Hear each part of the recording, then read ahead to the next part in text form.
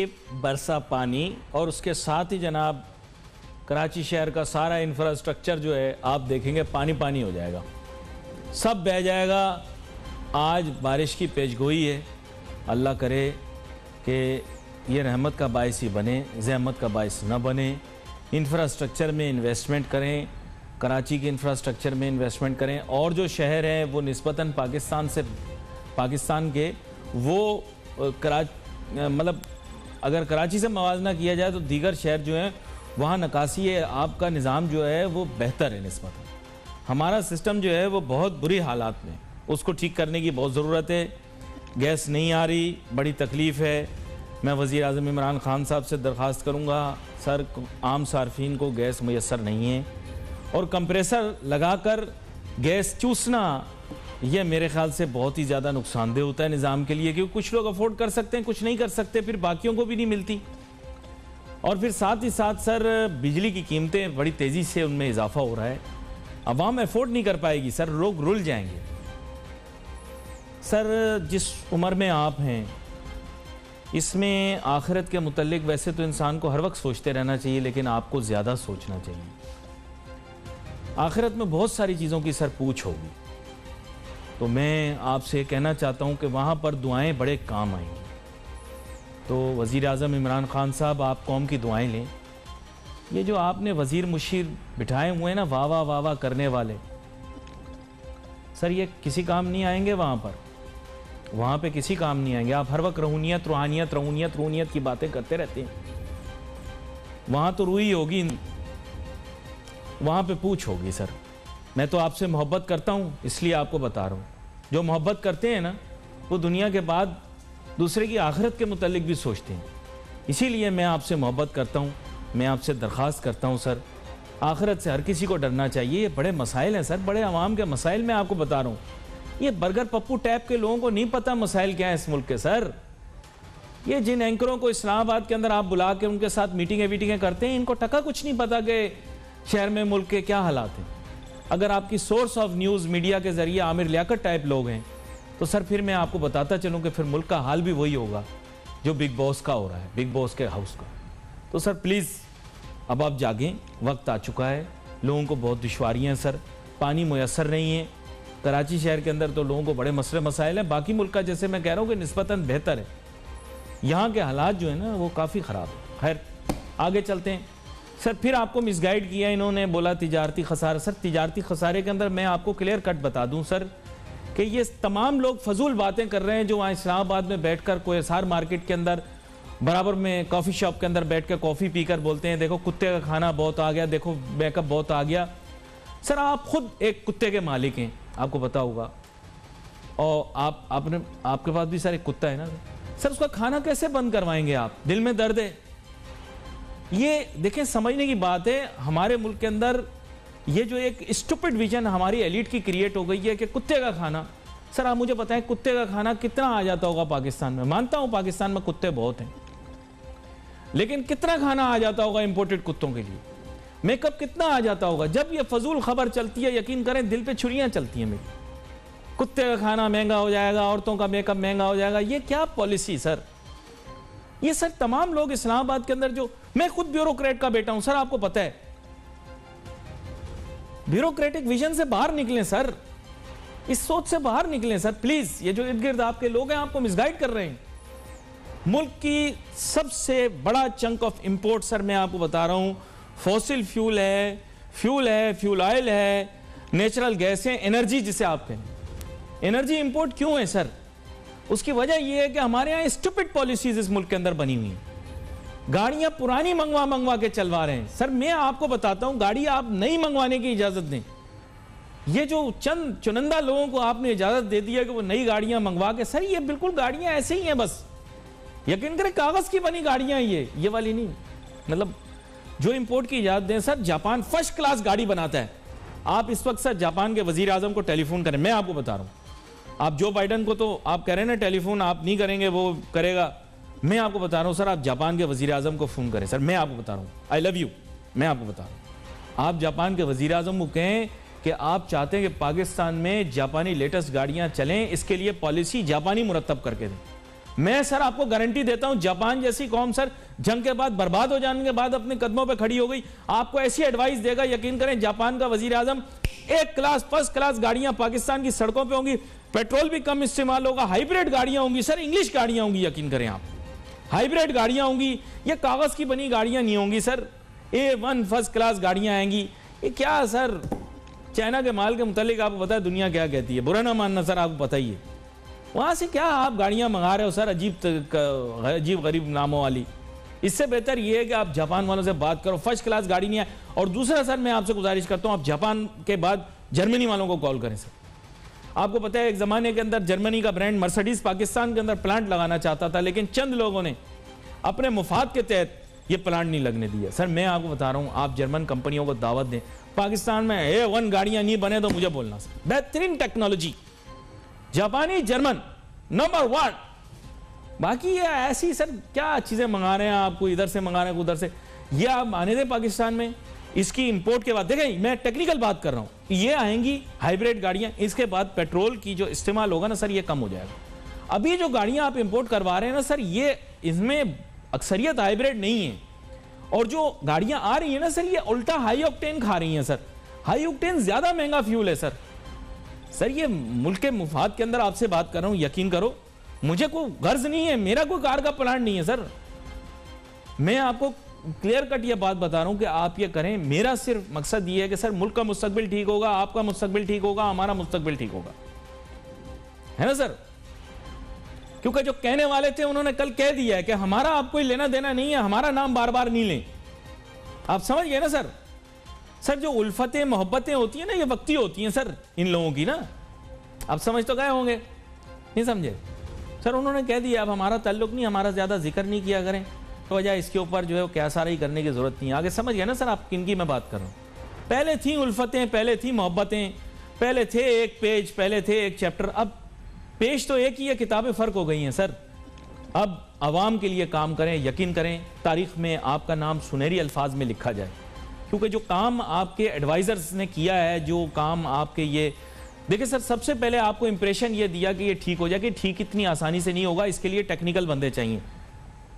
मेरे जैसा पढ़ा लिखा बच्चा जो है ना आपको मिलेगा नहीं ना है, लेकिन मैं तो अपनी तशहीर तो नहीं करूंगा कि मुझे रख लो, क्योंकि आपने जिसने भी बोला मुझे रख लो उसको रख लिया और उसने बेड़ा गर्क किया मुल्क का। FBR के अंदर आपने रख लिया, उसने बोला मुझे रख लो मैं मुल्क के, अब वो आपको बोल रहा है खुलांच हो गया पाकिस्तान। गलत बोल रहा हूं क्या? मैंने क्या आपको नहीं बताया था शब्बर जैदी के बारे में इमरान खान साहब? आप मुझे बोला, मेरी कोई जाती दुश्मनी तो नहीं है, इस प्रोग्राम में मेहमान आता था शब्बर जैदी, मैं उसके साथ रोता था अवाम के दर्द के लिए। उसको आपने चेयरमैन FBR बनाया, उसने अवाम के लिए कुछ किया? नहीं, मुझे जवाब दो, किया? नहीं किया ना। आपके लिए क्या किया? अभी दुनिया में बोलता फिर रहा है पाकिस्तान खुलांच हो गया, पाकिस्तान तबाह हो गया, पाकिस्तान खुदा ना खास्ता पाकिस्तान कंगला हो गया। और पाकिस्तान तो कब से दिवालिया चल रहा है यार, यकीन करो ये सिर्फ मेरे रब का करम है, नहीं तो ना तो तुम्हारे अमाल है ना तुम्हारे वसाइल हैं, ये सिर्फ मेरे रब का करम है, ये सिर्फ मेरे रब का करम है। यकीन करो काफिर मुसलमान हो रहे पाकिस्तान देखकर, पाकिस्तान के हालात देखकर काफिर मुसलमान हो जाए। आप रियलिटी दिखाएं उनको, वो कहेंगे ना मैनेजमेंट ना गवर्नेंस ना कुछ और, फिर भी मुल्क चल रहा है। यकीन करें, ये तो मैं डॉक्टर जाकिर नायक को कहता हूं, सर आप जरा पाकिस्तान में आकर मिसाल देकर बताया करें लोगों को, बड़े लोग आएंगे इस तरफ। खैर आनी आपके मुल्क में तो वो भी बंद कर दिया आप लोगों को। आगे चलते, टाइम हमारे पास कम है, ब्रेक हमने लेनी है, लेकिन मैं आपको बता दूं सर ये काम करें गाड़ियों वाला, फर्स्ट हो मुझे बोलना सर। उसके बाद जब ये गाड़ियां आएंगी, हाइब्रिड टेक्नोलॉजी फ्यूल की कंजम्पशन को नीचे लेकर जाएगी सर। ये थर्ड क्लास ट्रांसपोर्ट की गाड़ियां सर, इनको बंद करवाएं, गैस गजलर धुएं देती हुई बसें पूरे पाकिस्तान में चल रही हैं, ये खा रही हैं ईंधन सर। ये ट्रांसपोर्ट माफिया है सर, आपको पता है ये वोट माफिया है, और ये आपकी पार्टी का है भी नहीं है, माफिया भी किसी और पार्टी का है। ये जो लोग हैं ट्रांसपोर्टर माफिया वाले, जिस मतलब कहना नहीं चाहिए, ये आपको वोट भी नहीं देते, वोट भी किसी और को देते हैं। समझ गए ना सर, मेरी बात मान लो, यकीन करो मैं इस मुल्क से बड़ी मोहब्बत करता हूँ, इसलिए मुझे दर्द होती है, दिल में दर्द होती है, यकीन करो। वरना अगर मैं लुटेरा होता ना, मैं कहता ये हो जाए खराब कोई बात नहीं। Let's take a short break.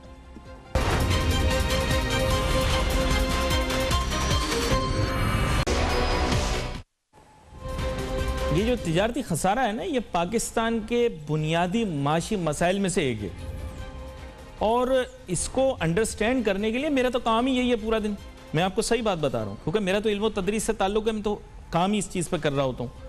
Pakistan के माशी मसाइल और उनका हल, सोल्यूशन होना चाहिए, इसीलिए मैंने आपको सोल्यूशन बताया। अब देखिए दूसरी बात मैं आपको बता रहा हूँ, बिजली के नर्ख बढ़ जाएंगे, ये मैं आवाम को अब एडवाइस दूंगा, ठीक है। आप वजीर आजम इमरान खान साहब से और उनसे बात नहीं कर रहे काबीना वाबीना से, क्योंकि वो लोग तो, अब देखें मैं आपको क्लियर कट बता रहा हूँ, अब मैं आपसे डिस्कशन कर रहा हूँ। देखो अब प्रॉब्लम ये आ गई है कि बिजली के नर्ख बहुत ज़्यादा बढ़ गए हैं। ये सर्दियों में बिजली के नर्ख बढ़ाते हैं, ये आवाम से बात हो रही है। अंकल इधर सुने आप बात, पता है इधर उधर फिर व्हाट्सएप देखना शुरू कर दिया आपने, इधर देखें मेरी तरफ तवज्जो दें, मैं जो बात कर रहा हूँ आपसे गौर से सुने। अब आपको अपने पास मुतबादिल बिजली के जराए बनाने पड़ेंगे, that means you will have to shift solar, there is no other option. अब सर्दी का मौसम बेस्ट है, क्योंकि सोलर की मार्केट अभी ठंडी पड़ी हुई है, क्योंकि अभी बिजली ज़्यादा जा नहीं रही, तो लोग ना तो यूपीएस खरीद रहे हैं, ना इन्वर्टर खरीद रहे हैं, ना सोलर सेल खरीद रहे हैं। तो अब आपका काम ये होना चाहिए, देखो ये अब मैं हुकूमत से बात नहीं कर रहा, क्योंकि यहाँ पे इन्होंने काम वाम कोई भी नहीं करना, इन्होंने खाली बिजली की कीमत बढ़ानी, इनके पास चॉइस कोई नहीं है, इनके पास चॉइस कोई नहीं है। अब आप बच किस तरह से सकते हो कि आप अपना सोलर लगा लो और अपना जो आपकी रिक्वायरमेंट है उसको सोलर से पूरा करो, एनर्जी कंजर्वेशन की तरफ चले जाओ। क्यों ये बात मैं कर रहा हूं, देखो असल इशू ये है कि तिजारती खसारे का मैंने राज आपको बता दिया कि सारा ये ड्रामा है, सब नॉनसेंस है कि नॉन एसेंशियल पाकिस्तान में कोई चीज इंपोर्ट नहीं होती, ये सब नॉनसेंस बात है। जो भी ये कहता है कि नॉन एसेंशियल इंपोर्ट हो रही है, वो अपना तमस्करा उड़ा रहा है, अपना मजाक उड़ा रहा है। नॉन एसेंशियल कोई चीज नहीं होती है, वर्ड ही नहीं है नॉन एसेंशियल। लग्जरी टाइप कोई चीज ही नहीं है, लग्जरी जो भी आ रही है उस पर ऑलरेडी बहुत ज्यादा टैक्स लगा हुआ है। ये सब ड्रामा है, खुद को बेवकूफ बनाने का एक तरीका है। जिसकी बेटी भाग जाए वो हमेशा यही कहता है दूसरे ने भगा ली, ये हो गया, वो कभी उसके किरदार पे बात नहीं करता। इसी तरह आप भी ये बता रहे हैं, मसले का कुछ और हल बता रहे हैं, मसला कुछ और है, अपने आप को इसमें फजूल में अपना टाइम जाया नहीं करें। पाकिस्तान के अंदर हर काम आपको खुद करना है, ये याद रखें। हुकूमत टकेगा कुछ नहीं करेगी आपके लिए, कोई भी आएगी, चाहे अब ये साबित हो गया है ना पीपी ना पीटीआई ना नून लीग, इनको मुल्क के माशी मसाइल का ना पता ही है ना उसका हल कर सकते, ठीक है। ये भी बाद में पकड़ में आएंगे, वरना नून पीपी का तो आपको पता ही है, खूब दबा के। इनका जिक्र तब आएगा जब ये चले जाएंगे, और मैं इनसे बिगाड़ूंगा नहीं, क्योंकि जो ताकत पे होता है, पावर पे होता है, मैं उससे बिगाड़ता नहीं हूं, ठीक है ना। तो ये जो चल रहे हैं इनको चलने दो, इनको छेड़ो नहीं, ये इनके केस बाद में आएंगे। आप अपना सुधारो। आप अपना किस तरह सुधारोगे? आप टोटल सोलर पे कन्वर्ट हो। देखो गैस इन्होंने नहीं दी ना, लोग ख्वार हुए, फिर लोग कंप्रेसर पे आ गए, या लोग अपना जो है वो लोगों ने सिलेंडर ले लिया। याद रखो हुकूमत पाकिस्तान कोई काम नहीं करेगी आपके लिए, आपको अपनी मदद आप करनी है। इस मुल्क में अगर रहना है तो याद रखना है अपना काम खुद करना पड़ेगा। अब सोलर पे कन्वर्ट हो, उसके अंदर अपना जो इक्विपमेंट्स हैं, अभी मार्केट ठंडी पड़ी हुई है, दुकानदार मक्खियां मार रहे हैं, उनके पास टाइम है, उनके साथ आप निगोशिएट करके थोड़ा सा सस्ता हासिल कर, ज्यादा सस्ता नहीं, थोड़ा सा सस्ता ले सकते हो उसे, ठीक है। तो जल्दी से जल्दी ये काम कर लो, क्योंकि आगे बिजलियां गिरेंगी। अगली गर्मियों में आपकी वो वाली होने वाली है ना कि जो मैं टीवी पे नहीं बोल सकता, ठीक है। हाँ वही वाली होगी आपकी, सही है, समझ गए ना, टीवी में बोल नहीं सकता, वो वाली होगी आपकी। तो नंबर 1 ये टास्क करना। चलो वापस सब तिजारती खसारे पे आ गए। दूसरा कंपोनेंट केमिकल। देखो केमिकल इंपोर्ट करना मुल्क की मजबूरी है, इंपोर्ट करना केमिकल मुल्क की मजबूरी है। अगर केमिकल नहीं आएंगे तो फिर इंडस्ट्रियलाइजेशन नहीं हो सकती, इंडस्ट्री काम नहीं कर सकती। तो केमिकल्स जो हैं वो बुनियादी रिक्वायरमेंट है।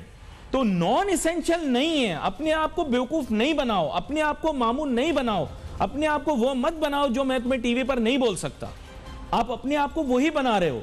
कुछ नॉन एसेंशियल नहीं है। आप बहुत ही बड़े बेवकूफ हो अगर आपको लग रहा है कि नॉन एसेंशियल इंपोर्ट हो रही है।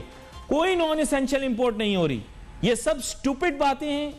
अब मैं दोबारा से हुकूमत से मुखातिब हूं, सेक्रेटरी कॉमर्स से मुखातिब हूं, सेक्रेटरी इंडस्ट्री से मुखातिब हूं, और मैं अब उनको ये बताना चाहता हूं कि इस तरह की बातें ना करें। और ये मैं एफबीआर वालों को भी कहना चाहता हूं, यही बात मैं मिनिस्टर ऑफ फाइनेंस को भी कहना चाहता हूं कि इस तरह की बातें नहीं करें। सर आपको जब पता नहीं हो किसी बात का तो one should not talk about it. Pakistan की कोई नॉन एसेंशियल इंपोर्ट नहीं है, ठीक है। शौकत तरीन अच्छा ज़हीन आदमी, अक्लमंद आदमी, हमें उससे काम है, काम के टाइम पर हर आदमी अच्छा होता है, ठीक है। तो अब बात यह है कि इसको अंडरस्टैंड करें, टेक्निकल बात। अच्छा अब आगे आ जाओ, नहीं रुके, एक एक को कंपोनेंट को लेते हैं ना। एडिबल को ले लो, आप बोलते हो साहब एडिबल ऑयल आप उसके बगैर गुजारा कर सकते हो। फिर वही यूसुफ रजा गिलानी साहब की बात याद आ जाएगी कि चीनी कम पियो। ये देखो हमें सलाह मशवरे नहीं चाहिए, इस कौम का सबसे बड़ा प्रॉब्लम यह मशवरे बहुत देती है। एक तो हर बंदा इस कौम के अंदर हकीम है, टका पता नहीं मेडिसिन के बारे में, लेकिन आपको फौरन बता देंगे खांसी आ रही है, फालतू माइसिन, बेवकूफा माइसिन है, और कौन सा दवाई, आपको दवाई हर आदमी बनाएगा पाकिस्तान में, टका पता नहीं हो मेडिसिन के बारे में। इसी तरह आपको मसाइल के हल के मुतालिक की कोशिश कर रहे हैं। तो अपने आप को थोड़ा सा आप अंडरस्टैंड करें। एडिबल ऑयल को थोड़ा सा आपने अंडरस्टैंड करना है। एडिबल ऑयल का इशू क्या है? ये तेल जो मुल्क के अंदर आ रहा है, खुर्दनी तेल, वो था मादनी तेल, कौन सा, फ्यूल ऑयल।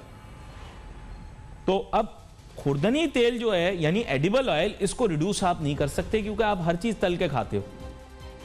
और गरीब आदमी पर तोहमत नहीं लगाओ यार, गरीब आदमी के पास खाने को कुछ नहीं है। इस तरह की स्टूपिड बातें करना कि मुल्क में लोग चीजें जाया करते हैं, आप बहुत ही बड़े मतलब अपनी अकल में नहीं हो, आप अपनी जहन या सोच में नहीं हो अगर आप ये कहते हो मुल्क में लोग चीजें जाया करते हैं।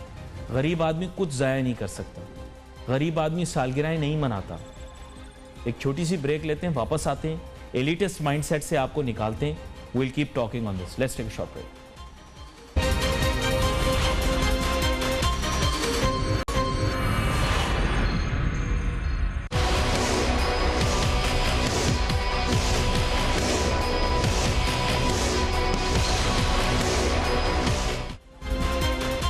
नाजरीन जागें जागें जागें जागें, समझने की कोशिश करें। तिजारती खसारा ऐसे कम नहीं हो सकता। अगर आप मादनी तेल बंद कर दोगे तो आपका मुल्क चलेगा किस तरह से फ्यूल ऑयल के बगैर? आप खुर्दनी तेल बंद कर दोगे तो फिर खाओगे क्या? मट्टी। अगर आप केमिकल बंद कर दोगे तो आप इंडस्ट्रियल प्रोसेस किस चीज से करोगे?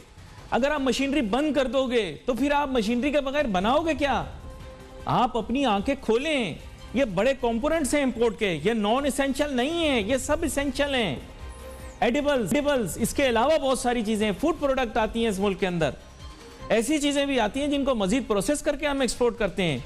प्लीज ये मतलब इस स्टूपिड आर्गुमेंट और डिबेट को हम बंद करते हैं यहाँ पे। मेन चीज ये है कि अगर आप ये कह दें कि हम इंपोर्ट जीरो पे चले जाएं, हम इंपोर्ट जीरो पे नहीं जा सकते। और हम इंपोर्ट जीरो तो बड़ी बात, हम तो अपने एक्सपोर्ट से भी दुगनी इंपोर्ट कर रहे हैं तकरीबन।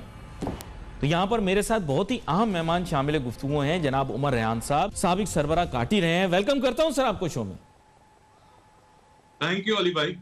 उमर रेहान साहब, अब बुनियादी बात यह है कि हुकूमत जब कहती है कि नॉन एसेंशियल इंपोर्ट को बंद करेगी, तो मैंने जब इंपोर्ट बिल को उठाया तो मैं आपके सामने जो मेजर इसके कंपोनेंट रख रहा हूं, और भी बहुत सारे, लेकिन मैं आपसे ये कहना चाहता हूं कि उमर रेहान साहब, बगैर केमिकल के इंडस्ट्री कैसे चल सकती है? बगैर मशीनरी के इंडस्ट्री कैसे चल सकती है? बगैर फ्यूल्स के कैसे इंडस्ट्री चल सकती है? ये मेजर कंपोनेंट्स हैं हमारी इंपोर्ट के। चाहे आपको चाहिए, चाहे कि आप सबसे बड़े इंपोर्टर हो, चाहे बंद कर दो, मुझे कोई एतराज नहीं है। इसकी सब्स्टिट्यूशन पाकिस्तान में हो नहीं सकती। तो let's try to take it the other way around. हमें सोल्यूशन निकालना पड़ेगा, तो मुनफरिद नौइयत का उमर रेहान साहब सोल्यूशन निकालना पड़ेगा। ये खाली कह देने से, बातों से थोड़ी होगा। क्या कहते हैं आप? मैं आपकी बात से बिल्कुल इत्तेफाक करता हूं। हमारा मुल्क जो है वो इंपोर्ट ओरिएंटेड कंट्री बन चुका है, और हमें स्पेशली जो कई ऐसी चीजें हैं जो हमारे लिए कंपलसरी है मंगानी, हम उसके बगैर हमारा मुल्क चल नहीं सकता। हमारे मुल्क में उसकी कोई ग्रोथ नहीं है, कोई उसकी क्रॉप्स नहीं है। कमोडिटी स्पेशल जैसे तेल हमारे मुल्क में नहीं है, हमें जो है वो तेल जो है वो इंपोर्ट करना पड़ता है। उसके अलावा जो एडिबल ऑयल है, हमें वो भी इंपोर्ट करना पड़ता है, इसके बगैर हमारा गुजारा नहीं है। अब इसमें देखने वाली बात यह है कि हम चीजों को कैसे ठीक कर सकते हैं। देखें, इस तरीके से तो इकोनॉमी नहीं चल सकती कि ट्रेड डेफिसिट हमारा हर साल जो है वो इतना बढ़ जाता है, फिर हमें फाइनेंशियल इंस्टीट्यूशंस के पीछे, IMF के पीछे भागना पड़ता है। ये कब तक भागेंगे हम लोग? ये हमें लॉन्ग टर्म सोल्यूशन पे काम करना है, हमें लॉन्ग प्लानिंग पे काम करना है। अगर हमने इस मुल्क को बचाना है, उसके लिए हमें कई इक़दाम करने पड़ेंगे, जो कि मैं समझता हूं कि कुछ ऐसी पॉलिसीज बनाने पड़ेंगी। अब मैं आपको एक मिसाल देता हूं। अभी आप बात कर रहे थे खुर्दनी तेल की। आज से 20 साल पहले हमारे मुल्क में जो खुर्दनी तेल, जो हम खुद हमारी पैदावार थी कॉटन सीड ऑयल की, वो तकरीबन 8 लाख टन हमें जो था वो मिलता था हमारे अंदरूनी मुल्क से, जो लोकल क्रॉप से मिलता था। लेकिन बदकिस्मती ये है कि इन पिछले 20 सालों में बजाय इसकी क्रॉप हम बढ़ाते, इसको और फरोग देते, हमने इस पे तवज्जो नहीं दी। अब जो है ये पिछले साल सिर्फ 4 लाख टन हमें तेल मिला है, जो लोकल हमारी कॉटन सीड की क्रॉप है या सनफ्लावर की क्रॉप है। देखें ये कितनी बड़ी बदकिस्मती है हमारी कि एक चीज जो कि और बढ़ जानी चाहिए थी। हम लोग, पाकिस्तान तकरीबन 42 लाख टन तेल इंपोर्ट करता है सालाना, तो 8 लाख टन हमें पहले मिलता था ऐसे 20 साल पहले। हमें चाहिए था, अभी तक तो हम 25 लाख 30 लाख पे पहुंच गए होते लोकल प्रोडक्शन पे, लेकिन हमने इस तरफ तवज्जो नहीं दी। उसका खमियाजा हम भुगत रहे हैं। 4 अरब डॉलर का तकरीबन खुर्दनी तेल जो है वो हम इंपोर्ट कर रहे हैं। कितनी बदकिस्मती है। अच्छा, मैंने आपसे एक चीज पूछनी थी। मैंने कुछ लोगों से मालूमात की तो उन्होंने कहा कि साहब तेल सिर्फ जो है वो पाम ऑयल का नहीं निकलता, मतलब पाम ऑयल नहीं होता, इसके अलावा भी बहुत सारी अशकाल होती हैं। तेल मूंगफली से भी निकल आता है, तेल तो मकई से भी निकल आता है, तेल जो है वो सूरजमुखी के फूल से भी निकल आता है। उन्होंने कहा कि तेल तो मुख्तलिफ ज़राए से पैदा किया जा सकता है, ऐसी बात नहीं कि महदूद करें आप अपने आप को। अब आप खुद नहीं निकाल रहे तो ये आपकी गलती है। और दूसरी बात उन्होंने ये की कि आप खालिसतन जैतून का तेल जो आप कह रहे हैं आप बनाते हैं, तो जैतून का तेल जो है वो एक प्रीमियम प्रोडक्ट है। पूरा मुल्क जैतून का तेल 25 करोड़ लोग कैसे इस्तेमाल करेंगे, तकरीबन आगे मुस्तकबिल में 25 करोड़ हो जाएंगे अगर अभी तक ना हुए हों। तो खाली जो है हमारी अप्रोच बड़ी लिमिटेड होती है। अब जैतून का तेल आप मुझे बताएं 25 करोड़ लोगों को जैतून का तेल किस तरह खिलाएंगे, आप मुझे बता दें, आप समझा दें मुझे। देखिए मैं आपको बता रहा हूं ना कि यही तो मसला है कि हमारे कोई विजन नहीं है हमारे मुल्क में, हमारे लीडरान में भी के पास भी विजन नहीं है। देखिए जो तेल हम इंपोर्ट करते हैं आप उस पर तो फोकस कर नहीं रहे हैं, और जो तेल हम इंपोर्ट नहीं करते आप उस पर फोकस कर रहे हैं। तो 1% का तेल पाकिस्तान में इंपोर्ट नहीं होता। सारा तेल जो है वो palm oil, sunflower oil, soybean oil, इस तरह के तेल इंपोर्ट होते हैं। हमें इस पे तवज्जो नहीं दी, हम जैतून के पीछे भाग रहे हैं। देखें ये तो मसाइल हैं। मैंने तकरीबन मेरी रज़ाक दाऊद साहब से, जब मैं सदर था काटी का, रज़ाक दाऊद साहब से मेरी मुलाकात हुई। मैंने उनके सामने चीज हाईलाइट की। मैंने कहा रज़ाक दाऊद साहब, ये जो खुर्दनी तेल जब तक हम लोग खुद ग्रो नहीं करेंगे, हमारा मुल्क जो है इतना बड़ा, हमें जो लॉस होता है 4 अरब डॉलर का, हमें चाहिए कम से कम इसको वादा कर लें, आप मेहरबानी करके वो बना दें, एक ऑयल सीड डेवलपमेंट काउंसिल बना दें या बोर्ड बना दें, और उसमें जो स्टेक होल्डर हैं उनको बिठाएं, ताकि हम लोग जो है वो इसके ऊपर काम करें और गवर्नमेंट को प्रपोजल्स दें कि ग्रोथ की जा सके। उन्होंने उस वक्त तो वादा कर लिया कि जी हम बना देंगे, लेकिन अभी तक इस पर कोई काम नहीं हुआ। बड़ी हम बात आप देखिए, मैं यहाँ पर आपको वजाहत कर दूं कि बुनियादी तौर पे जैतून पे अगर काम करना चाह रहे हैं तो ये अच्छी चीज़ है, बड़ा मुबारक है, कुरान मजीद में जिक्र है जैतून का बेशक, लेकिन जो उस हिसाब से है कि 25 करोड़ लोगों को तो हम जैतून का तेल नहीं खिला सकते। It is not possible for us to do that. मैं तो सिर्फ उस जिम्न में बात कर रहा हूं, और मेरे ख्याल उसी जिम्न के अंदर उमर रेहान साहब भी समझा रहे हैं। बिल्कुल नहीं, इनको चाहिए अगर ये तवज्जो देते अली भाई, हमारा जो बड़ी फर्टाइल है जो सिंध की लैंड है फॉर सनफ्लावर ऑयल, सूरजमुखी का पौधा लगाएं यहाँ पे कोस्टल बेल्ट में, भर दें उसको, थोड़ा काम करना पड़ता है इन चीजों के लिए। कॉटन सीड जो है हमारे मुल्क में, कॉटन की क्रॉप ऑलरेडी आपको पता है कम होती जा रही है। हुकूमत इस पे तवज्जो दे, वापस कॉटन ग्रो करेंगे तो सीड मिलेगा, फिर उससे तेल मिलेगा। ये ऐसी चीजें हैं जिसके दो रस नताइज मिलते हैं, एक तो कॉटन भी मिलेगी, उस ऊपर से एडिबल ऑयल भी मिलेगा। तो इस तरह की प्लानिंग जो है ये थोड़ी हुकूमत अगर करे तो क्यों नहीं हो सकता, सारा कुछ हो सकता है। अच्छा, एक और चीज आपके साथ डिस्कस कर लेता हूं। पड़ोसी मुल्क भारत में तहकीक हो रही है, बायोडीजल बना रहे हैं। बायोडीजल मतलब ये है कि जो भी, मतलब ये है कि पौधों से या नबातात से भी तेल निकाल कर और डीजल की शक्ल इख्तियार कर रहे हैं। मैं पहले भी बता चुका हूं नाजरीन आपको कि डीजल का इंजन बुनियादी तौर पे मूंगफली के तेल पर चलने के लिए बनाया गया था, फिर बाद में डीजल चूंकि एक शक्ल इख्तियार कर गया, ये नाम है एक बंदे का, डीजल एक बंदे का नाम है। नाजरीन मैं आपको बता रहा हूं, आपके मुल्क के अंदर भी आपने किसी का नाम रखा, लेकिन वो नहीं है डीजल। ये डीजल जिसने इजाद किया था उसकी बात कर रहा हूं। ये डीजल उमर रेहान साहब, एक बंदे ने इंजन बनाया था, उसका नाम है, और उसने इंजन बनाया था ताकि मूंगफली के तेल पे चले, लेकिन बाद में फिर इसको मादनी तेल पे चलाना शुरू किया। लेकिन मैं बुनियादी तौर पे कह रहा हूं कि हिंदुस्तान में बायोडीजल बन रहा है, आपके मुल्क में बायोडीजल पे वर्किंग क्यों नहीं हो रही? ये भी एक सवाल है ना, क्या कहते हैं आप? बिल्कुल होनी चाहिए, और मैं समझता हूं कि बायोडीजल पे जिस लेवल पे काम होना चाहिए था उस लेवल पे काम नहीं हो सका। चले ये तो एक ठीक है, लेकिन जो बेसिक चीजें हैं ये तो खैर चले थोड़ा ज्यादा एडवांस लेवल पे आप चले गए हैं।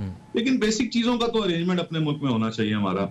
बदकिस्मती है। मैं तो नहीं, आपसे बात करता हूं। देखें, केमिकल के भुट्टो साहब की कल सालगिरह आपको पता है, और चलें जो लोग उनको बुरा कहना चाहें, कोई अच्छा कहना चाहे, उसकी मर्जी है, लेकिन भुट्टो साहब की एक विजन थी सर।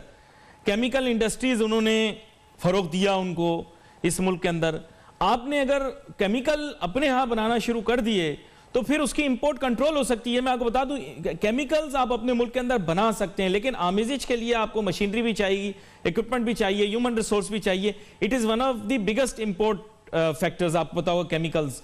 तो उस पर कोई पेशरफ्त है मुल्क के अंदर, ये बताएं मुझे।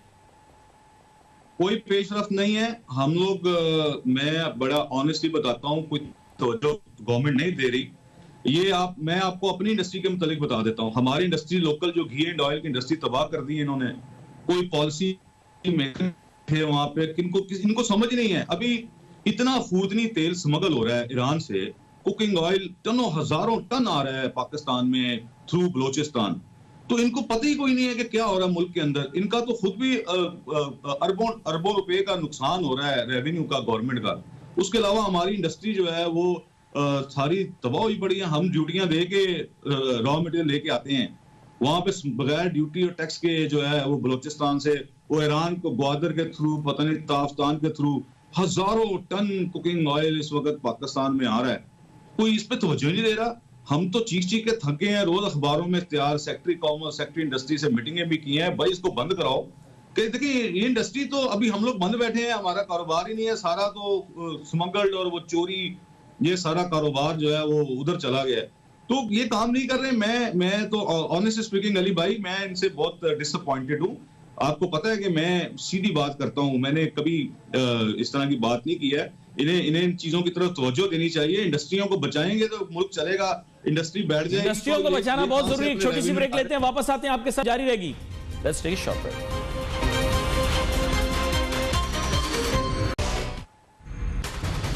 नाजरीन, ये दौर है टेक्नोलॉजी का दौर। मोबाइल फोन, लैपटॉप, कंप्यूटर और दीगर जदीद तकनीक की जो डिवाइसेस हैं, टूल्स हैं, इन पे अगर हम टैक्स लगाएं और कहें कि ये नॉन एसेंशियल हैं, तो ये हमारी बेवकूफ़ी ना होगी। यानी एक शख्स अगर ये कहे कि आज के दौर में मैं कलम पर टैक्स लगा दूं, तो इससे क्या तालीम मुतासिर नहीं होगी? देखिए, समझने की कोशिश करें, ये टेक्नोलॉजी का दौर है। आप कहते हैं कि हम थर्ड क्लास किस्म की जो मोबाइल फ़ोन है वो ख़रीदें, जिनकी क्वालिटी भी कम हो, कमज़ोर हो, जो सस्ती हो। आजकल तो भाई टेक्नोलॉजी का दौर है। जिसके पास सबसे बेहतरीन टेलीफोन होगा, जिसके पास सबसे बेहतरीन लैपटॉप होगा, जिसके पास सबसे बेहतरीन टैबलेट होगा, वही कामयाब होगा दुनिया के अंदर। ये एक टेलीफोन दुनिया के अंदर मौजूद तमाम चीज़ों तक हमारी रसाई कोशिश करके पैदा तो कर सकता है ना।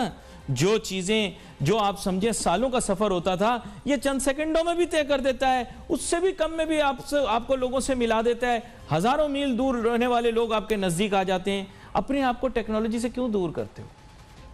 क्या ये बेवकूफ़ी नहीं? फिर आप लोग कहते हैं मैं सख्त बात करता हूँ। शेख उमर रेहान साहब, ये टेक्नोलॉजी का दौर है। टेक्नोलॉजी के दौर के अंदर टेक्नोलॉजी पर पाबंदी लगाना, टेक्नोलॉजी की इंपोर्ट को डिस्करेज करना, ये कहां से सेंसिबल है सर? आज का बच्चा, लोग बोलते हैं लाइब्रेरियों के चक्कर लगाए। बच्चे को अब लाइब्रेरी का चक्कर लगाने की जरूरत नहीं है। एक बटन पर उसको लाइब्रेरी के अंदर मौजूद सारी किताबों का अर्क मिल सकता है। आप मुझे बताइए क्या करना चाह रहे हैं हम ये शो करना चाह रहे हैं कि हम टेक्नोलॉजी से भी ज्यादा जो है वो बरतर हो गए। आप मुझे इसके बारे में बताएं। ये जो मोबाइल फोन्स की इंपोर्ट के ऊपर जो पॉलिसी बनाई गई है, जिसमें आप कमजोर क्वालिटी का और अननोन ब्रांड का टेलीफोन खरीदें तो आप पर जनाब कीमत कम लागू होगी, और अगर आप अच्छे ब्रांड का, अच्छी क्वालिटी का टेलीफोन मंगाएं तो आप पर भरमार होगी टैक्सों की। समझ नहीं आई मुझे, जरा सा समझाइएगा माजरत के साथ।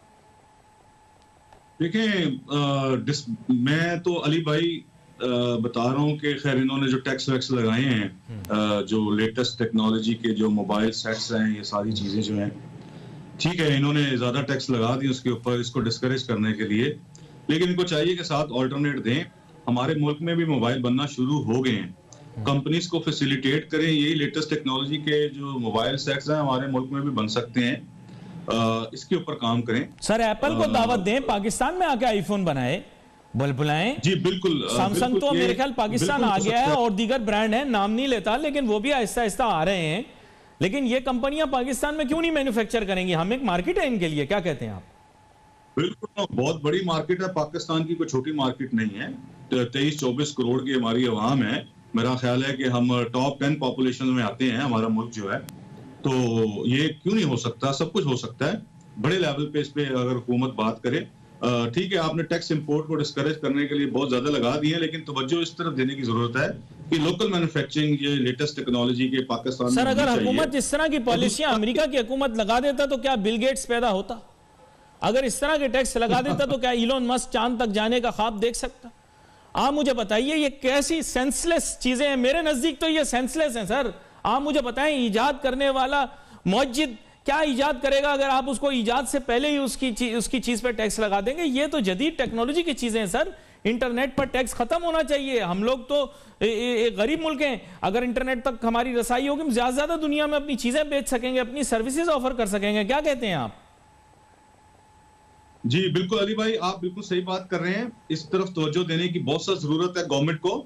और जो है ये इनको ऐसी चीजें जो कि आजकल टेक्नोलॉजी और जिसका एजुकेशन से भी ताल्लुक है, उसके ऊपर बिल्कुल गवर्नमेंट को टैक्स नहीं लगाने चाहिए। नहीं, मैं आपको बताता हूँ कि क्यों पाबंद। मैं आपको बताता हूँ इनको क्या लगता है। इनको लगता है इस मोबाइल फोन के अंदर सिर्फ टिकटॉक होता है।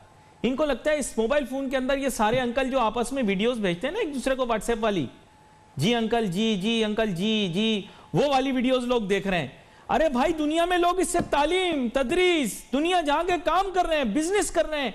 अमेज़न खड़ा हो गया, वो जो कौन है यार, वो जो गंजा सा है, जो दुनिया का सबसे अमीर आदमी, मेरे ज़हन से नाम निकल गया सर। मैं आपको अभी बता दूं, जेफ बीजोस, बड़ा मुश्किल सा नाम उसका। तो दुनिया का अमीर तरीन आदमी सर, टिकटॉक बनाकर तो नहीं बना वो। उसने कोई टिकटॉक के अंदर वीडियो तो नहीं बनाई, बेहुदा वीडियो, मोटरसाइकिल पे उल्टा बैठ के वन व्हीलिंग करके तो नहीं पैसे कमाए सर। दुनिया का अमीर तरीन आदमी ई कॉमर्स के जरिए अमीर हुआ है। आप मुझे बताएं, ऐसा है कि नहीं? बिल्कुल ऐसे ही है। आजकल आप देखें, टेक्नोलॉजी इतनी एडवांस हो चुकी है कि हमारे बच्चे जो हैं, अब उनको पढ़ने के लिए भी मोबाइल फोन चाहिए। ऑनलाइन क्लासेस, ऑनलाइन सिलेबस, ये सारी चीजें जो हैं उनको मोबाइल फोन या उनको ये लैपटॉप या इस तरह की सारी चीजों की जरूरत होती है पढ़ाई करने के लिए। तो गवर्नमेंट को चाहिए कि इन चीजों के ऊपर ना लगाए। बाकी जो है मैं देखें अली भाई, देखें लॉन्ग टर्म पे बात करते हैं। मैं समझता हूं कि हमें यहाँ पे पॉजिटिव और सोल्यूशन की बातें करनी चाहिए। और मेरे आड़े आ गया, वरना मोबाइल फोन के ऊपर तो मैं इतनी बातें करता कि आपकी सोच है। वक्त में मुख्तसर। उमर रेहान साहब, आपका बहुत शुक्रगुजार। We wait for messages on Facebook. Ali Nasir, हमारी टीम को इजाजत दीजिए। अल्लाह हाफिज़।